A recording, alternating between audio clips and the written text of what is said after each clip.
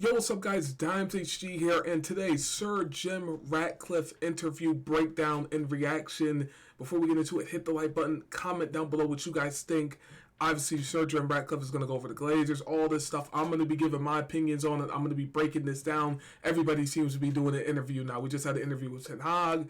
I swear, everybody's doing interviews now. Like, ever since the Ronaldo situation, I swear, everybody and their mom's doing interviews now. Now we got owners coming out doing interviews. Well, partial owners. But anyway, I'm going to let Sir Jim Ratcliffe do the talking, and I'm going to pause and butt in when I hear something crazy or I want to give my opinion on something. But without any further ado, guys, let's roll. Get your school report at the end of every day instead of at the end of every term. I used to get a clip around the ear once every term by my mother, but now I get a clip around the ear every day if I find a problem. Okay, let's fast forward. Are you finding it hard, the scrutiny, the attention, the criticism?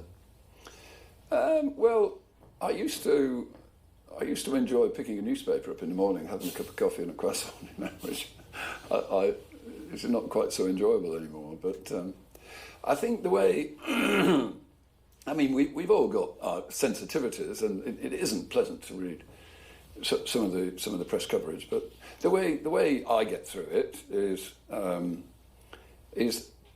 I believe what we're doing is the right thing, and I believe what we're doing has to be done to get United back to where United should be, which are the winning, silverware and winning trophies and things like that. And we have to go through this. I mean, if you don't like where United have been for the last 12 seasons since Sir Alex retired, then I think, ergo, you have to accept there has to be a period of change, otherwise it's just going to continue. Okay, I understand that, but we've been going through this period of change for the past 12 years. Like, when are we going to tee up? Like, when are we going to get somewhere? We've been starting over since 2014, so when is this upward trajectory gonna come? We've been going downhill since Sir Alex Ferguson retired in 2013. Like, when is this going to come? What, in 10 years from now? Like, get the fuck out of here, man. And change is always uncomfortable and unpleasant at times, and that's sort of where we are at the moment, unfortunately. Do you understand why the fans are angry? Obviously, yesterday they protested at the Arsenal match. Do you understand where it comes from? Oh yeah, and with the protests as well, all of a sudden they're doing protests, they're doing the Glazers out stuff. Now they're sending out Ratcliffe for an interview. That's interesting. Nobody was talking before. What are they gonna have, the Glazers next? Nobody. Everybody's doing interviews now. It's wild. It's wild. It's wild. Yeah, I think. Yeah. Well, I'm a fan as well. Remember, so fans are not going to be happy languishing down at the bottom in the bottom half of the table. Yeah. And yeah, I get that, and I sympathise, but I didn't think this year was going to be a walk in the park. It was always going to be difficult. And if you look at the squad that Ruben's got available, he's only got half a squad, honestly. Okay. Here we go with the excuses now. When it comes, he's got half a squad. He's got injuries. That's not an excuse. Other teams have injuries. That's not a good excuse. I'm sorry. Like, other teams have injuries, other teams have problems. We're not the only team with injuries. Like I tried to use that excuse. That's not a good excuse. Like, let's be real. Every team deals with injuries and issues, man. Nope. Now, I understand on the half point where you're talking about where Ruben Amorim's coming to a rocky situation. Okay, he's coming off the back of Ten Hag being mid-table. Understandable, but injuries and stuff, no, man. Half the squad, I mean, it is what it is. You got to do with what resources you got at the moment, and it seems like at the moment we're not getting the best out of what we got, and we're playing terrible. You just said that you're a fan. As a fan, not as an owner, when you go and watch the games, and you have been watching in the last 6 or 7 months, what do you make of the performances? Well, I've seen the performances under two, so I don't know whether you're asking me about the previous... Well, under Eric and under Ruben now. Yeah, well, obviously under Eric it was erratic, I think is the best word I'd use. There was some great performance. I mean, when we obviously were in the FA Cup against Man City, they all turned up and they played like they were in a cup final, and then at other times, Crystal Palace or whatever, they didn't show up. Under Ruben, what we've seen, I think, is it was difficult at the beginning, and I sort of get that. But then I think we've seen progress, and I think some of the... What? We haven't went up in the table. What progress? What is he talking about? What progress? Like, I'm gonna let him explain, because I'm curious. Players that we bought in the summer, you've seen them settle. It's quite tough, isn't it? You spent your life playing there. It's not an easy league to play in, and there's a lot of scrutiny, and it's a tough. I mean, look how Xerxes got knocked about, yesterday in the first half. He really got knocked about, didn't he? I mean, he wouldn't be used to that playing in the Italian league. So it takes time for players to settle. But I think, if you look at, Ruben yesterday against Arsenal, he only had half a squad. I mean, how many players would most people recognise on the bench yesterday? There was hardly a name that you'd recognise. I mean, the guy... Okay, but we're in 14th place. Like, what is there to lose? Like, if we play the kids, like, what are we losing? Well, I say the kids, they're like 18, 19 years old. If we play the teenagers, if we put these young guys out, we're mid-table. Like, even if we can't recognize the names, like, it's not going to make a difference. The only thing we would get yesterday from beating Arsenal is saying, we beat Arsenal, ha, ha, ha, in your face. We are not in any dimension where Arsenal or Liverpool, we're nowhere near. We're on a different galaxy. Like what is he... Bro. Anyway, let him speak. The guy that we brought on, Heaven, he's only 18. We only bought him 3 weeks ago from Arsenal, And then we had Obi on there, who's only 16, I think. And he's played once. Yeah, that's crazy. Yeah, I didn't know these guys were 16. Dude, these guys are so young. I didn't know Obi, that the Obi guy was 16. I didn't know Heaven was... Bro, these guys are super, super young. And I was talking on the phone with my dad about that as well. Like, how he was saying how these young guys are not going to come and just bang and just get it rumbling, man. I didn't know, like, 16, 18, 19. Like, yeah, that's wild. But it is what it is, man. You're a Manchester United player. You got to get it, man. Like, I understand. I understand it to a degree, but... If you're in the first team, you gotta be good. It is hard as hell. Do you know how hard it is to get the Manchester United's first team? You have to be really good in the academy. There was only half. I think if you look at the top 8 most expensive players that we've got in terms of salary, 4 of them are not available to Ruben. Now, if you did that with Liverpool or Manchester City, that's the cream of your half the cream of your team has gone. So I think I've seen progress. Where have you seen that progress? We saw a bit of a glimpse of the future, I thought. On yesterday? Sunday. I thought we saw a glimpse of the future, yeah. What? I did. What, in the second half, you mean? No. Because we drew. What glimpse of the future did we see? We created chances. Bruno missed a chance. Højlund missed 2 chances. Mazraoui missed a chance. What is he talking... What... How many subs did Amorim even make? Like 2? The still doesn't even use the bench. He's not subbing on the young players. I don't understand what he's talking about. Like, maybe we're watching a different game. Because from what I see, I don't really see no progress. We're pretty much in the same position. So, I don't know. In the second half, yeah, I thought, they were quite cohesive. You could see a bit of the game plan. And the players... played the hearts out for Manchester United. They really did. And you could see it, couldn't you? You could see that Delict tattle. You could see the tattle that Heaven made. It really meant something to them. So you think the recruitment from last summer will come good? Yes. Yeah, I do.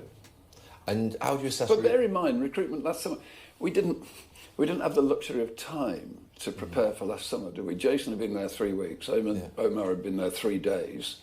We had the problem with the coach. Is it a yes or a no? So we involving the coach and not involving the coach. Did you involve the coach? Sorry? So now we're talking about Ten Hag in the summer, and they didn't want to involve him. See, it was the summer, bro. Like, if they were going to keep him, they should have went balls to the wall with it. They shouldn't have been 50-50 with it. And we're going to get into that later because Jim Ratcliffe is going to reveal something about Ten Hag and that whole situation. Man, oh my goodness. Yeah, we did, yeah. So Eric signed a lot of those players last No, summer. he didn't, but he was involved in the discussions and he influenced... at the end of the day, a decision on a new player or a purchase isn't a decision of one person normally, is it? Right. So, yeah. It's a group of people who influence that decision one way or another. So, yeah, he did have a voice, which is why there were 1 or 2 Dutch players. Would you have sacked Eric if you'd have found another manager after the FA Cup final success? Because you were looking around Europe and scouring for a new manager. It was too early for us to make a big decision in reality, and we didn't. So if it was too early, why did he sack him mid-season? I'm gonna let him speak, but if it was early, why didn't we just keep him to the end of the season? Like, why didn't we just go down with the battle? Like, I don't understand that, but I'm gonna let him keep talking because he's explaining it. So We hadn't been together as a team for very long. If you look at Omar, Jason, myself, and Dave, we hadn't been together for very long. It was just a matter of weeks, and it's quite a big decision, isn't it? And also, it's quite difficult to. I couldn't. It was quite difficult to extract in that season when we arrived Eric's performance from the structure around him, because obviously the structure around him now is completely different. Yeah. So if I look today, there's a really strong relationship and a really strong support culture for Ruben with Jason. So Jason and Ruben talk to each other 2 or 3 times a day. Omar speaks to Ruben every day. Every time I go to the match, I speak to Ruben. So there's a support structure there, and he's got his coaches and the physios and the doctor and everything else. But I wonder, do the Glazers speak to him? That's interesting. That's what I would ask. Are the Glazers involved? See, this is the stuff that I'll be asking. Like, that's interesting. Oh, okay. it was quite difficult to see whether, what environment Eric was operating in. Was it, in other words, was the erratic performance a function of Eric, or was it a function of the organisation? And we couldn't really get to the bottom of answering that question with sort of certainty, I suppose. So we gave Eric the benefit of the doubt. And you regret that, or do you feel? Yeah, it was the wrong decision. We made the wrong decision. It was an error. So yeah, I suppose. Wow. So he's admitting that they made the wrong decision in the summer by keeping him on. That's what my dad said. God damn. Wow. You gotta. Oh my goodness. Well, I have to eat that. Oh my goodness. Well, damn. In that sense, I regret it. I think there was some extenuating or mitigating circumstances in having made that decision, but at the end of the day, it was the wrong decision. So, hands up, mea culpa on that one. Yeah. How do you assess Ruben's first 4 or 5 months? It's obviously been tough in terms of results and performances, but how do you assess? I mean, he's very honest. Yeah, he is honest, and I like that about. I think Ruben has done an excellent job. I really like Ruben, and I think in the circumstances in which he arrived mid-season. Yeah. He didn't have time to train his players in the way in which he wants to play. He inherited a squad which he's had no influence on, and the squad isn't necessarily designed for the way in which he plays football. And English isn't his natural language, and he's never played in the Premier League before, and he's managing the biggest club in the world, and it's a tough place. I mean, Manchester United is a tough place. Yeah. And he's young. There's a big one. And he's a young guy, yeah. So I think, if you take all of that into consideration, I think he's done a remarkably good job. What parts are you referring to there when you say good job? Because obviously the results have been poor. But what are you referring to? Just generally the way in which he carries himself, or? Yeah, I think the way, and I think what he's got out of the players that he's got available, I think he's done well with. Do you? I do, yeah. Oh, okay, all right. If I look at the salary bill of the squad that's available to him, that salary bill is not the salary bill of Manchester City or Liverpool. Do you mean because of the injuries? What do you mean? What are you referring to the actual? If you look at the salary bill of the players that are available to him that are not injured or not out on loan, because we've got Anthony out on loan, we've got Sancho out on loan, we've got Rashford out on loan, we've got Mason Mount hasn't really played in the last 2 seasons, we've got Luke Shaw hasn't played in the last 2 seasons. Oh, I forgot Sancho was still on loan. I thought they sold him. Oh, interesting. So if you modify our salary bill for the players that are not available to Ruben, then our salary bill ranks us about, mid-league, second half of the table. We're sort of level with, the likes of a Nottingham Forest. Okay, but that's an ownership issue because with the salary bill and stuff, that's with the Glazers and stuff. But yeah, I don't care about that. I mean, it is what it is with that. Yeah, it is a bad one. Now let's move forward. Well, I don't really want to sort of. We've inherited a situation which we've inherited. It's mad, isn't it? Some of the contracts that have been given out. Yeah, there's some decisions that we clearly would not. I mean, And also, if you look, it's quite interesting. If you look at the players that we will buy this summer that we did not buy, in other words, we're paying for, that's Anthony. We're buying Anthony this summer. We're buying Sancho this summer. We're buying Højlund. We're buying Casemiro. We're buying Onana. You mean you're still paying for them? Yeah, correct. I mean, the club also... it's not a light, No. It's not a light switch. In your day, if you bought a player, you bought a player, and that was it, wasn't it? The club owe nearly £400 million, don't they, on players that are still in the club? 390 million, is that right, that number? Pass, I don't know the exact number. I know the bill that we will pay this summer is 89 million. Man, please, dog. You are a partial owner of Man United. You cannot tell me you don't know the numbers, man. Like let's keep it a buck here, bro. Like, get out of here, dog. This dude literally sits at the table with the Glazers, the owner, all these people, and you're telling me you don't know the money side, you don't know the dollars. Come on, Jim. The players. I'm not Boo the Fool, bro. Come on now. Signed previously. Previously, 89. I said we buy no players, we write a cheque for 89 million pounds. That's the line. Okay. I mean, you mentioned Ruben's playing style before. He has got a rare playing style in terms of the system. Yeah. And I suppose I'm asking you the question, next summer you're going to have to recruit to that specific system. The wing-backs, the two players that play in behind Højlund or behind centre-forward. Yeah. The two... Are you unequivocal that you're going to make that step and back Ruben and he's going to be here at the start of next season considering the results that have happened? Yeah. I'm unequivocal about that, but bear in mind, I am backing the management team.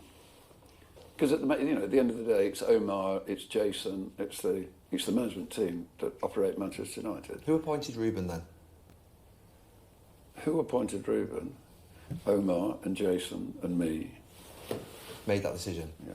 So, looking at that. What happened with Dan, obviously Dan came into the club. Yeah. And I mean, I've worked with Dan. He headed up a transformation at the FA whilst I was there, and he's done it at other clubs. Yeah. What went wrong there? Because you chased him for 8 months. Correct.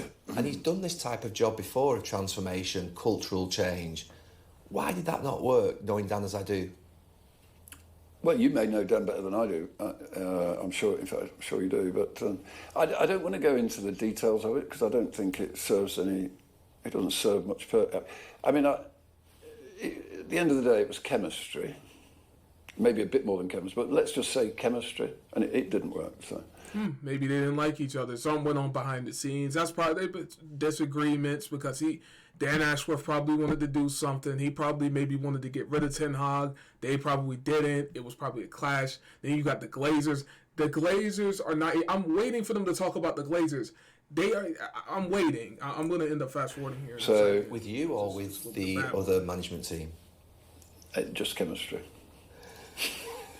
Okay, so you're talking about the chemistry with that guy. Okay, we already know about the Dan. And so much time into the club over so many years. Yeah.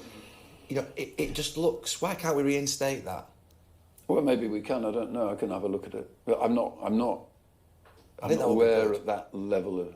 Honestly, going, I'm not aware of that at that detail. At that level of detail, to be honest with you. I think. Why are you not aware of the level of detail? Hold on. What was the question? They're not. You know, most of the people at the club, they're not cruel or heartless people. But I think. But it's 40 grand. Yeah, I know, but. You know, Harry and Bruno can just turn up for a dinner, raise 50, 60, 70, 100 grand for them. Why didn't the current players put £1,000 each in for them? Talking about the food. You know, things like that. If it came to me and I was looking at a decision like that, and these guys who've been putting so much time into the club over so many years, you know, it just looks. Why can't we reinstate that? Well, maybe we can. I don't know. I can have a look at it. But I'm not aware at that level of. Honestly, I'm not aware. Man, get out of here, bro. Yes, you are. You're partial owner. They have to speak to you, Jim. Does he think that people are... Bro, he must think people are boo-boo the fool, bro. This might fool like a 10-year-old, man. Come on, man. But let's move forward, man. You know what's going on behind the scenes. You know what's going on with the Glazers. He is being very careful with what he's saying because if he says too much... He knows, man. Come on. In the last 4 years alone, it's lost 330 million pounds. It's horrific. It's that's a third of £1 billion in the last 4 years. During that period of time, he's been recruiting lots of new people. On top of a workforce which was already enormous. So, we finished up with 1,150 people. We've increased the cost base of running. So if you look at a couple of really simple numbers, in the last 7 years, since 2016, we increased the cost of running the club, which are the operating costs of running the club, so just the people and the fixed costs, if you like. So all the costs, excluding the player costs, we increased the cost by £100 million in the last, 7 years, since 16. Okay. And the player salary bill increased by £100 million. So that so he knows about the player salary and all this stuff, but he didn't know about the previous things with all that stuff with the food and stuff. Come on, man. Come on, Ratcliffe. From 150 to 250. This went from 170 to 270. And in that period of time, the top line, the revenue, increased by only £100 million. So £170 million deficit. So you just finish up with a situation which is untenable. It doesn't work. If every year you spend more money than you earn, ultimately that's the road to ruin. And unfortunately, and it's not until we mentioned it a couple of times today, is not known, Manchester United would have run out of money at the end of this year. November this year, the club runs out of cash. What? Multi-billionaire Glazers, billionaire Jim Ratcliffe, billionaires running the club. But you expect me to sit here and believe that Manchester United, they were going to let Man United run out of money. You must be boo-boo the fool, man. Like you must think, this shit is funny as hell. Man United, the cheapest thing in the club shop is like $6-7. Come on, man. And people are still spending money. A fucking kid's ticket is $60. 60 pounds. That's probably like $70. And you expect me to believe that Manchester United Stadium is sold out almost every game, and you expect me to believe that there's no money coming in? You must think I'm boo-boo the fool, man. Get the whole out of here. Get out of here, man. That's sort of quite a big... But do you realise how bad that is to hear? I know that's a fact, by the way, because over the last 2 or 3 years, I think the fans who obviously got an interest in the business side of the club have been tracking the club's desperate situation, the mismanagement over the last 10 years. Now, in terms of with the debt and stuff, okay, maybe, because this is more on the business side. See, this isn't about football. Now we're going into the business side. See, that side, I would have to see. That's something I would have to get a second opinion on, because I'm not really on the money side. I'm with the football. I'm with the stuff on the field. This money side shit, this is what they're on. They know about their money and stuff. This is the richest football club in the world when it comes to revenue. Yeah, but because of top three. So the top three in the world with producing revenue. So, but you just said that the club were going to run out of money. Three of us up there. Top three in the world. Yeah. And it's having to cut £40,000 from ex-players, and now removing food. Oh yeah, they cut money from the Man United Foundation as well. I saw that too. That's crazy. Members of staff in the canteen. But the alternative isn't very tenable, is it? Which is the club goes bust at Christmas. We don't want that. Man, please, man. They're not going to let... This isn't Big Lots, man. They're not going to let the club go bust. Get the fuck No, absolutely. We don't want that. No, we absolutely don't want that. But we also have to, I think, make decisions in light of sort of the impact that they're going to have. Because, United, as you know, you're a fan, has a soul, has a heart. Yeah. Recruitment, management. But yeah, let me get to the Glazers. Let me see what he's talking about with the Glazers. Because, this other stuff, recruitment, with the management, financial restraint. Yeah, I don't care about that. Let's see what he's talking about with the Glazers here.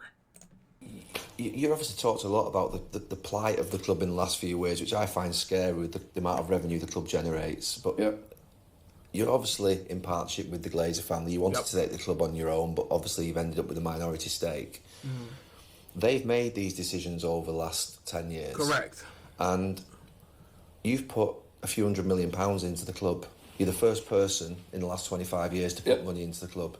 They've taken nearly £200 million out in cash. Correct. In dividends. They've put a lot of debt onto the club, I think about £730 million, which means that the club has an interest bill every year of £40 million. £35 million. And it's going to go up potentially in a couple of years when it matures. Interest. You're an incredible businessman. You will understand alignment in business more than anybody.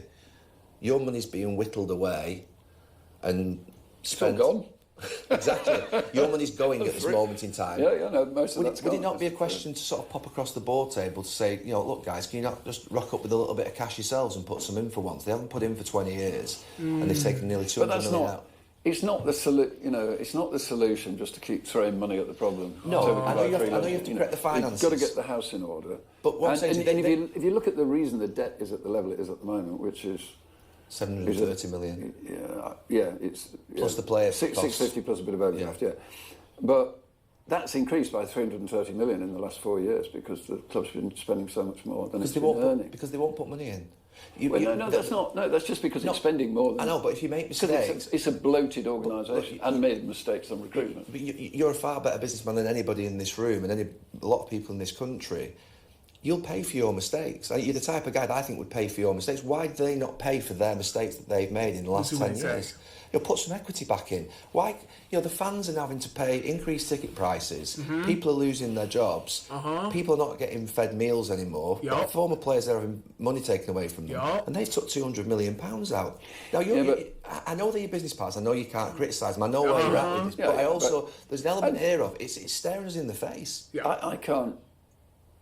I don't think the solution to the problem at Manchester United is throwing money at it. But it's not increasing the debt. He's going in circles. Oh, man. He's biting his tongue. He's going in circles. He just said that. Nah, he's going in circles. Look how short the block is with the Glazer family. He's going in circles now. Nah, man. The debt's gone up by 300 million. The debt will come down. If we're successful in what we're doing at the moment, the debt will naturally come. Like the debt has gone up over the last 4 years because it's been losing money. If we're making money, the opposite will happen.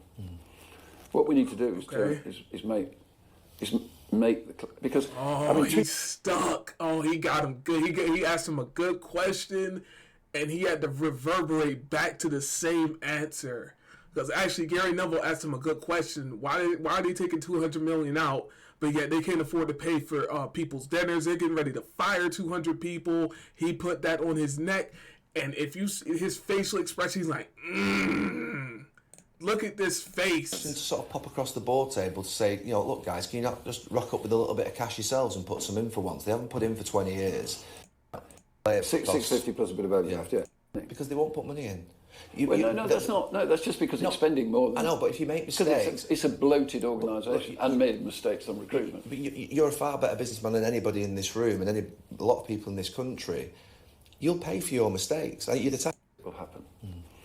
What we need to do is make the club... Because, two things have happened with the club. One...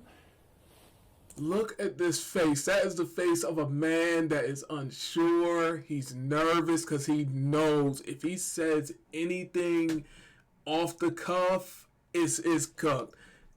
That's the face of a man who does not believe what the fuck he's saying. I can read people, man. I read body language. I can read people well, man. That's crazy. Nah. A few things have happened with the club, but the costs of running the club have gone through the roof. The said that already. Expenditure on the squad has gone through the roof. Said that salary already. Bill's gone through the roof. Correct. And the performance has declined. So that's all with them. They bet the bank. Thank you. They bet the bank on Champions League, but it hasn't happened. So we spent a fortune, and I'm sure that conversation went on every year. But I can't spend their money for this. That's not my. We have a very professional relationship with the Glazer family, and to be honest, they let us get on with it, which we are doing at the moment. You're providing a shield for them, though. You're now starting to get the flack that they've been getting. I'm getting quite a lot of flack. Yeah. No, Jim. Seriously, I went to Fulham last Sunday. Just as a fan, I wasn't working the game. It wasn't on Sky, and I'm sat there in the crowd, and you don't actually, when you're in the gantry, hear everything because you've got the earphones on. You commentate on the game, and I was thinking, you're starting to get. No, quite a lot. The slipstream of their mess, and you're getting fired at now. You're a target now. He was brought in, Ratcliffe, all those, they're brought in to be punching dummies. Amorim's a punching dummy. This Ratcliffe, all these guys are the punching dummies for the real poison at the top, the Glazers. Thank you so much. For the fans, when you came in, you think about the perception when you came in. Now you're getting their flack. Look at him. You provided an umbrella over their heads. Yeah, Look it's at true. his but, face. He's not even looking I mean, at the. He's not even looking straight change at is him. always uncomfortable, isn't it? He looks People never like uncomfortable. change. Well, and it's all these things that It we're needed talking. change. It has needed change. But it changes all. Human beings don't like change. They like, they like the status quo. They much prefer it. People stick their head in the sand and just assume it'll all go away, but it won't. So, change requires some unpopular decisions, and I think I have to accept that I'm going to be unpopular. I don't know how long I'll be unpopular. Maybe I'll be unpopular for a long period of time. But I think it's worth being unpopular to fight our way through the changes that are necessary to get Manchester United back to where it should be. And hopefully the attitudes will change a bit if we come out the other side with a successful outcome. But I'm not here to. I mean, I know. A lot of people have a problem with the Glazer family and what have you, but rightly so, Jim. They've to an extent, but they've run the club. I mean, what the problems you've talked about of running the club, the £270 million that has been increased have been under their stewardship, the poor performance, the poor recruitment, the debt, the increasing debt. It's all on them. However, I think Manchester United 20 years ago had the best stadium in the country, the best training ground in the country, the best team in the country, and we're debt free. Yep, and we're going to be back there. We will get back there. But we're gonna be back there when I'm 40. Then we're finally gonna get shit together. The fuck out of it, man. We're not serious right now. It's gonna take another 10, 15 years. Come on, man. They are 3,000 miles away, and they gave management at Manchester United a lot of rope.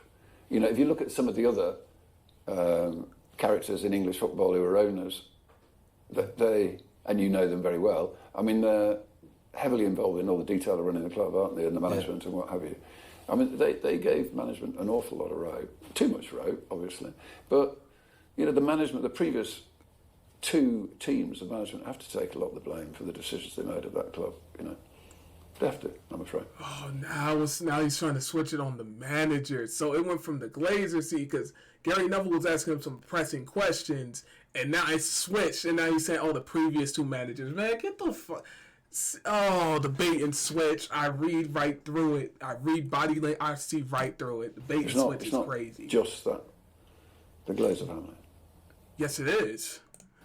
But they have been the owners in that period. Thank you so much. But then they've not been involved in the level of detail that... That's negligence. Please, they own the team. They own the team. They're one of the first people that they own it. Come on. Ratcliffe, dog. You're lying, dog. You're sitting here lying, man. Fuck. Well, you're involved in the level of detail here now, and you're having to correct their mistakes. If they've not overseen the club in the last 10 years to a point whereby it's running out of cash, that's negligence. You know that better than anybody. Thank you. Well, I'm not looking backwards. I'm trying to look forward. Let's try and do that. I look forward. Man, I could end it there, man. Oh my god, the bait and switch is crazy. See how he's trying to reverberate away from the Glazers? Oh yeah, man. Oh yeah, they definitely talked to him before this interview. This shit was probably planned. Come on. Forward, and I think ultimately we'll come out of this difficult period, and we'll find ourselves in a much sunnier. Yeah, what? 10, 15 years from now? I do. I mean, otherwise I couldn't deal with what I'm having to deal with at the moment. Because it's not very nice when you... Oh, you're a billionaire, man. You're Gucci. You're dealing with it, dog. You could just fly away somewhere like the Glazers do and go hide. Fuck out of here. When you go home to Manchester and you got people saying some quite unpleasant things, that's not very nice. I don't need that, really, to be honest, at my age. Why are you doing this? Because I really like Manchester. Manchester United has been my boyhood club. So, and I believe that we can sort it out. If I didn't believe it, we wouldn't. I wouldn't do it. Would I? I'd, sell it to the guitarists or something. I don't want to do. I think we'll get there. Let's see what's going to happen. I said it would be a tough interview, didn't I? You did. The stadium. I sat on the last task force committee meeting on Friday, and I had a glimpse of what's coming, obviously, and it looks absolutely spectacular. It is, isn't it? Yeah. And I've been shouting about the fact that for me, for years, there are non-negotiables with United. A great training ground, an amazing stadium, the best in class. The football sometimes, it's going to be up and down because that's the nature of football. No, the football has been terrible. Like let's not sugarcoat it, Gary. We've been fucking trash. We weren't always successful in my childhood. Let's keep it above 50. How excited are you by that, and is it deliverable? It's definitely deliverable, but I think it needs to be set in context again. I think, I mean, you know, if you take the view, I mean, I'm sure it's your view as well as mine, that it's the greatest football club in the world, then if it's going to build a new stadium, it should be a new stadium that's befitting the greatest club in the world, and also a stadium that befits the greatest league in the world, because the Premier League is the greatest league in the world. And at the moment, if you look at the Premier League, we've got some great stadiums, but Debatable, we don't have a Bernabeu, yeah, do we? It's a good league. And we don't have a Nou Camp, the new Nou Camp. We don't have that in the Premier League, although it's the greatest league in the world. And also, if you look at the north of England, the north of England has won 10 Champions League finals, and London has won 2. So there's quite a few reasons there to have the world's most iconic football stadium in the north of England, at the world's greatest club. And I think, but the thing that puts it in context, which I think everyone has to understand, is that we've got 2 options. We can rebuild the existing stadium or refurbish the existing stadium, or we can build a new one. The only basis upon which we can build a new one is if it is part of this government regeneration scheme for South Manchester. I think they should just regenerate the old stadium, but I think they'll end up building another one because Everton's getting a new stadium. I think Tottenham got a new stadium. They're going to end up just building a new stadium. I think West Ham got one. I mean, yeah, because Old Trafford's been around for so long. I want to go at least one time before they get rid of it, but I don't know if I'm going to be able to get over there. But Wembley, they've got King's Cross. Yeah, he's just talking about the stadium. Okay, so that's pretty much it. But yeah, in terms of with the Glazers and stuff, the bait and switch is crazy. The bait and switch is crazy, bro. Like, the way he switched, because Gary Neville was really asking him some good questions. He was pressing him good, and then he tried to bait and switch it. You see how he tried to twist it? His body language looks like somebody who's stepping on eggshells, who's trying to be careful with what he says. I can tell, man. Like, he looks nervous. He don't look comfortable. Even if it was a premeditated interview or not. Now everybody's doing interviews now. It's crazy. Ever since the Ronaldo situation, everybody and their mama's doing interviews now. The Glazers are going to probably do an interview soon. For who knows, Ratcliffe might do an interview. Everybody and their mom's doing interviews. But anyway, I'm going to wrap this video up here. Probably one of my longest videos ever, man. It's crazy. But this has been the Sir Jim Ratcliffe interview reaction. Let me know in the comment section what you guys think. Hopefully you guys did enjoy. You need the popcorn and all the stuff at 37-minute video. But yeah, it's me breaking down the Sir Jim Ratcliffe interview. And yeah, it's been nice, you guys. Thank you guys so much for watching, and I'm out. Peace out.